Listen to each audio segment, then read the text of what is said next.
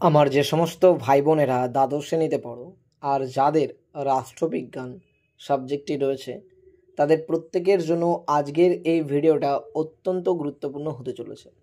কারণ আজকের এই ভিডিওতে আমরা আলোচনা করব দ্বাদশ শ্রেণীর রাষ্ট্রবিজ্ঞানের প্রতিটা অধ্যায় থেকে সব থেকে গুরুত্বপূর্ণ বড় প্রশ্নগুলি নিয়ে। এটাকে তোমরা ফাইনাল সাজেশন হিসেবে ধরে নিতে পারো, কারণ পরীক্ষায় এখান থেকে 100% কমন আসবে, তার গ্যারেন্টি আমার। তাই যারা চ্যানেলে নতুন এখনও চ্যানেলটাকে সাবস্ক্রাইব করোনি, অবশ্যই সাবস্ক্রাইব করে পাশে থাকা বেল আইকন প্রেস করতে একেবারেই ভুলো না। চলো দেরি না করে আজকের এই ভিডিওটা শুরু করা যাক। দেখো, তোমরা প্রত্যেকেই জানো যে প্রথম অধ্যায় থেকে তোমাদের শুধুমাত্র বড় প্রশ্ন আসে।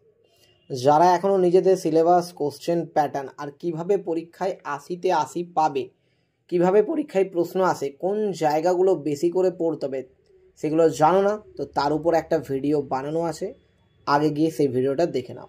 তো চলো প্রথম অধ্যায় থেকে সেই গুরুত্বপূর্ণ 3টে প্রশ্ন দেখে নিই যেগুলো পরীক্ষায় আসবেই আসবে। প্রথম প্রশ্ন কি বলছে? ক্ষমতা কাকে বলে? ক্ষমতার উপাদানগুলি কী কী? পরের প্রশ্ন, জাতীয় স্বার্থের প্রকৃতি, জাতীয় স্বার্থের শ্রেণীবিভাজন আর জাতীয় স্বার্থ রক্ষার উপায়গুলি নিয়ে আলোচনা করো। 3 নম্বর প্রশ্ন, বিশ্বায়ন কাকে বলে? বিশ্বায়নের প্রকৃতি, বিশ্বায়নের বিভিন্ন রূপগুলি আলোচনা করো। এবার আমরা চলে যাব পঞ্চম অধ্যায়। দেখো, মাঝে দ্বিতীয়, তৃতীয় আর চতুর্থ অধ্যায় থেকে কোনো বড় প্রশ্ন আসে না, তোমরা হয়তো জানো। যারা জানো না তারা সিলেবাসের ভিডিও দেখে নাও। এখান থেকে শুধুমাত্র এমসিকিউ আর এসিকিউ প্রশ্নগুলোই আসে। তো পঞ্চম অধ্যায় থেকে মাত্র 2টো প্রশ্ন তোমাদের পড়তে হবে। একটা হচ্ছে উদারনীতিবাদ কাকে বলে, তার বৈশিষ্ট্যগুলি লেখো, অর্থাৎ তার মূল সূত্রগুলি। এটা সব থেকে বেশি গুরুত্বপূর্ণ, পরীক্ষায় এটার আসার সম্ভাবনা সব থেকে বেশি। তাছাড়া একটা প্রশ্ন এরকম তোমরা দেখে রাখতে পারো, মার্ক্সের রাষ্ট্র সম্পর্কিত তত্ত্বগুলি। নেক্সট দেখো 6 নম্বর অধ্যায় থেকে যেগুলো তোমাদেরকে পড়তে হবে দেখে নাও।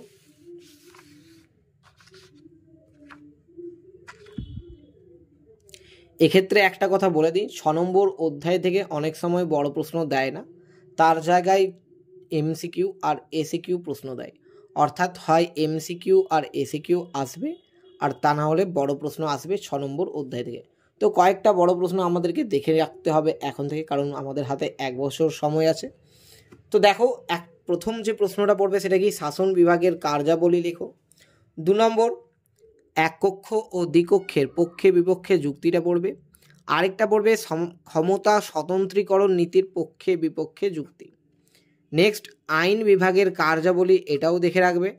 আর 5 নম্বর প্রশ্ন, বিচার বিভাগীয় সমীক্ষা কাকে বলে আর বিচার বিভাগীয় স্বাধীনতা রক্ষার উপায়গুলি আলোচনা কর।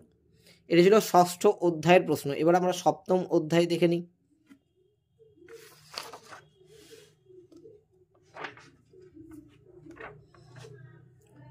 সপ্তম অধ্যায় থেকে যে প্রশ্নগুলো তোমাদের পড়তে হবে, একটা কি? রাষ্ট্রপতির ক্ষমতা ও কার্যাবলী লেখো। মুখ্যমন্ত্রীর ক্ষমতা ও কার্যাবলী লেখো। তাছাড়া একটা এক্সট্রা প্রশ্ন দেখে রাখতে পারো, রাষ্ট্রপতির জরুরি ক্ষমতা, কিন্তু মোস্ট ইম্পর্টেন্ট রাষ্ট্রপতির ক্ষমতা, কার্যাবলী ও মুখ্যমন্ত্রীর ক্ষমতা ও কার্যাবলী। দেখো, 8ম অধ্যায় থেকে যে প্রশ্নগুলো তোমাদের পড়তে হবে দেখে নাও। প্রথম প্রশ্ন, পার্লামেন্টের ক্ষমতা ও কার্যাবলী লেখো। 2 নম্বর, পার্লামেন্টের আইন পাসের পদ্ধতি। 3 নম্বর, বিধানসভার অধ্যক্ষের ক্ষমতা ও কার্যাবলী। আর 4 নম্বর, বিধানসভার গঠন ও কার্যাবলী লেখো। মাত্র 4টে প্রশ্ন 8 নম্বর অধ্যায় থেকে পড়তে হবে।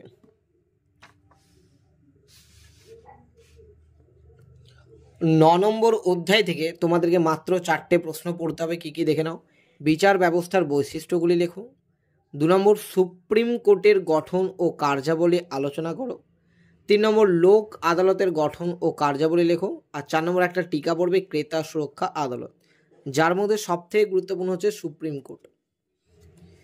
একটা কথা আমি বারবার বলছি, অধ্যায় 2, 3, 4 আর 10 এইখান থেকে শুধুমাত্র এমসিকিউ আর এসিকিউ প্রশ্ন আসে, কোনো ধরনের ডিটিকিউ প্রশ্ন এখান থেকে কিন্তু আসে না, মনে রাখবে। ঠিক আছে, এই অধ্যায়গুলোর উপর আমাদের ভিডিও বানানো আছে।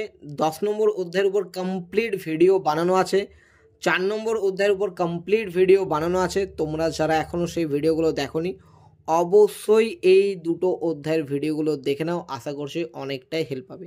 ভালো থাকবে, সুস্থ থাকবে, দেখা হচ্ছে পরের আরেকটা ইন্টারেস্টিং ভিডিওতে।